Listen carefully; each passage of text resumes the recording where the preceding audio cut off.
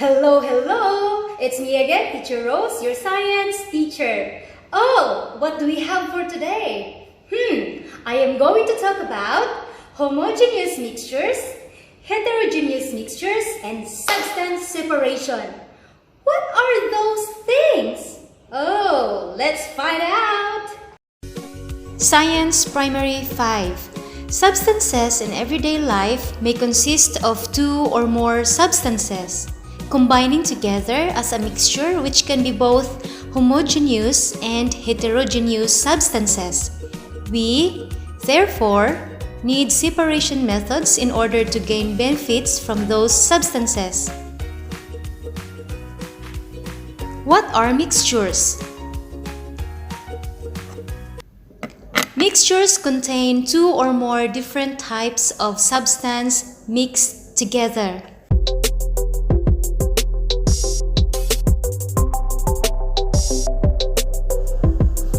What is a homogeneous mixture? Homogeneous mixture is a mixture which has uniform composition throughout its mass.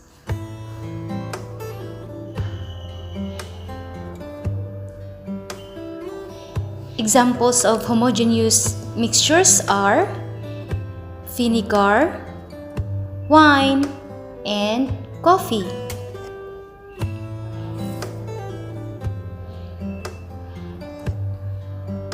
What is a heterogeneous mixture? A heterogeneous mixture is a mixture with a non-uniform composition. Examples of heterogeneous mixtures are pizza,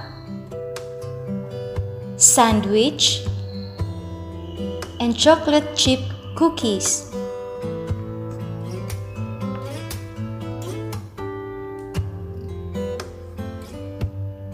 Substance separation.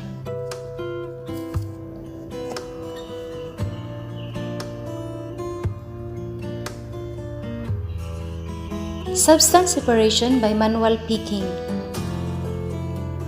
1. Substance separation by manual picking is one way to separate solid substances that have obviously different appearances, such as their size or color.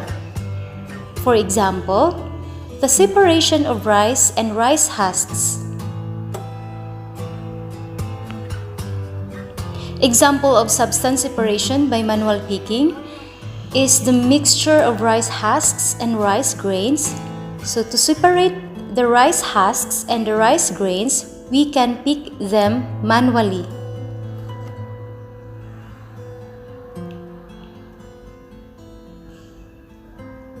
Substance separation by sieving.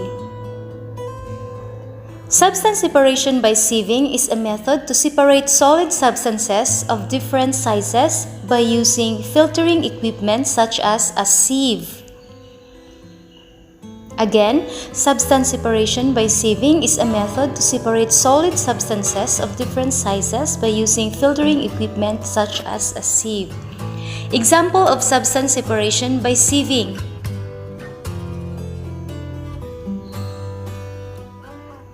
filtering with a sieve. Sieving is commonly used in baking, where you sieve the dry ingredients such as flour, baking powder, and baking soda. Filtration.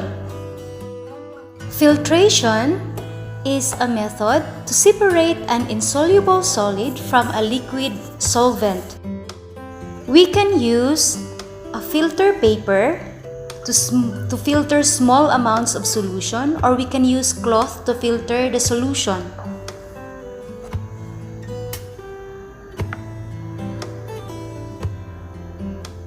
Example of substance separation by filtration: filtration of coconut milk using filter cloth. Using a cloth to filter coconut milk, the cloth traps debris and residue from coconut shell and allows the clean white coconut milk to pass. Evaporation. Evaporation is a method to separate a soluble material, example is salt, from a solvent So solvent is the water. Applying heat evaporates the solvent, leaving behind the solid soluble substance.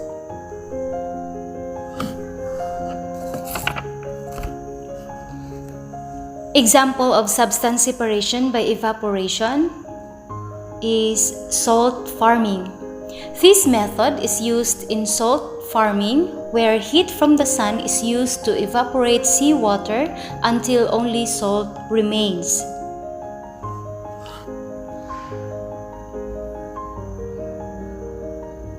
Sedimentation. Sedimentation is used to separate fine solid particles that are suspended in a liquid. Water is left to stand and solid particles slowly settle at the bottom of the container.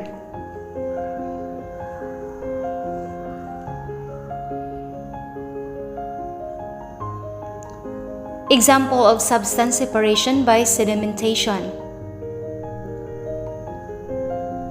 The diagram shows a muddy water with alum.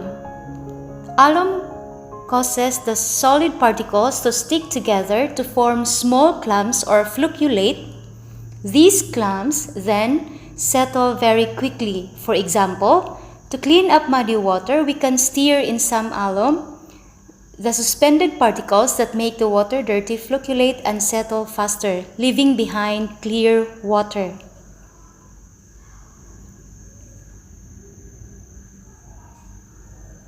Decantation. Decantation is a process for the separation of mixtures of immiscible liquids or of a liquid and a solid mixture such as a suspension. A separating funnel is used to separate two liquids that do not mix together well or immiscible and form two layers. Okay, for example, the water and oil.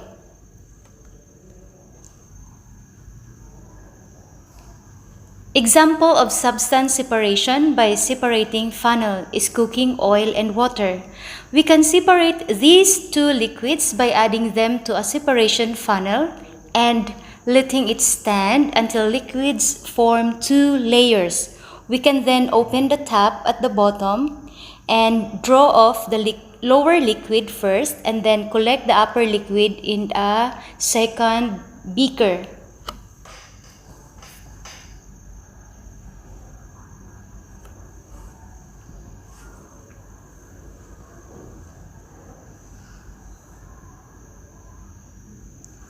Separation by sublimation. Separation by sublimation is useful if we have a mixture that contains a substance that will sublimate when heated and a substance that does not sublimate or that evaporates at a higher temperature.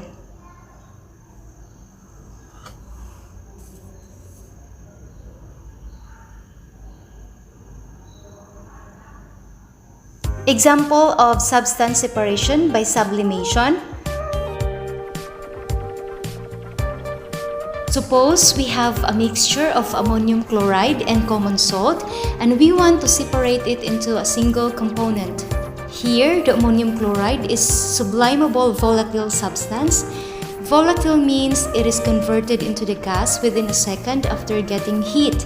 And the sodium chloride is this non-sublimable substance as well as non-volatile.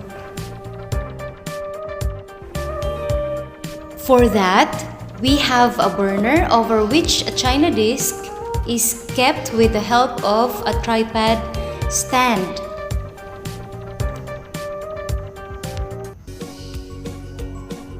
And in the china disc, we keep the mixture that is covered with an inverted funnel. Okay, so there is an inverted funnel. Funnel another end is blocked by a cotton plug.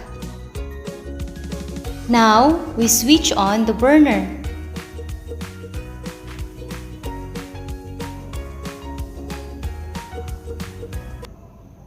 After getting heat, ammonium chloride starts converted into the vapor.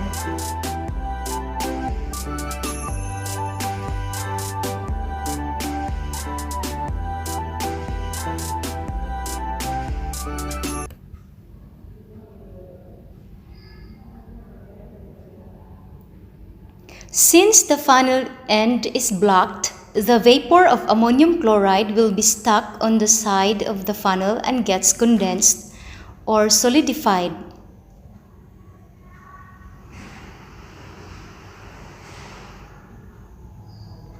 And the sodium chloride will be left on the bottom of the funnel. Hence, we have separated out the mixture into the components. This is all about the sublimation process.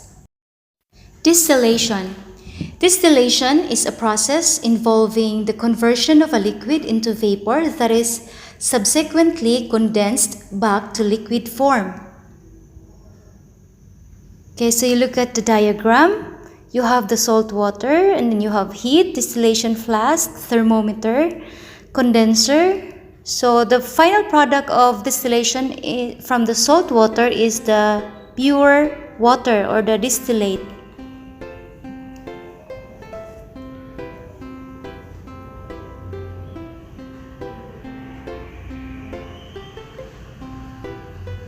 And then we have magnetic separation. We have sulfur and iron filings. So if sulfur and iron filings are mixed, then you can use magnet to separate these two. So iron filings attract to the magnets.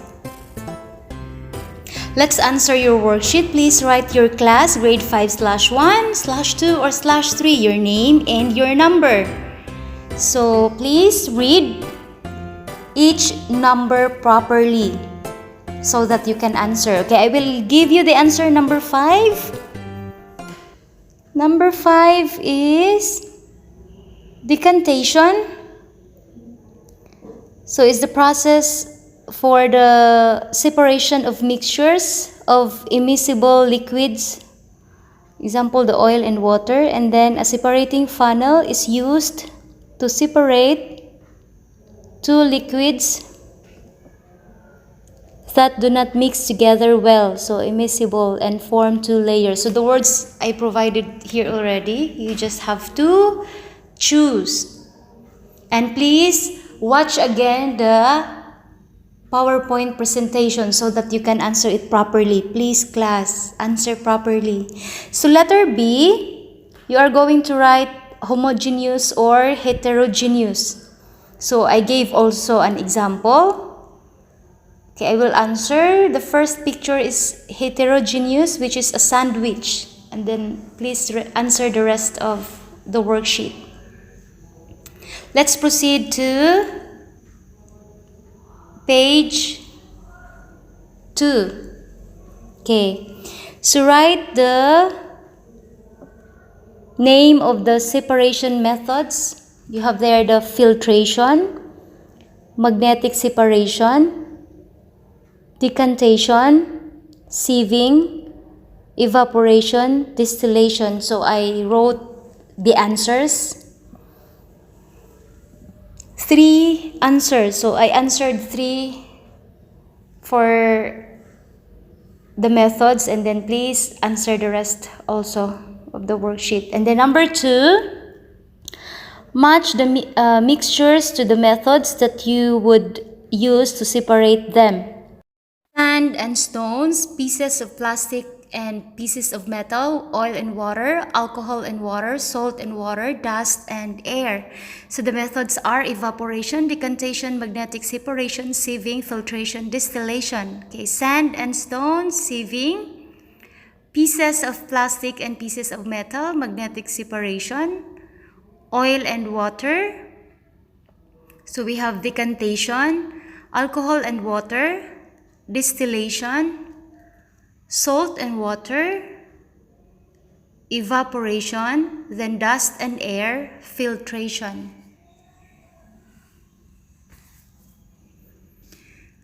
Okay guys, that's all for today. I hope you learned something new, and please, I have a favor to ask. Don't forget to like and subscribe. Thank you everyone. Keep safe.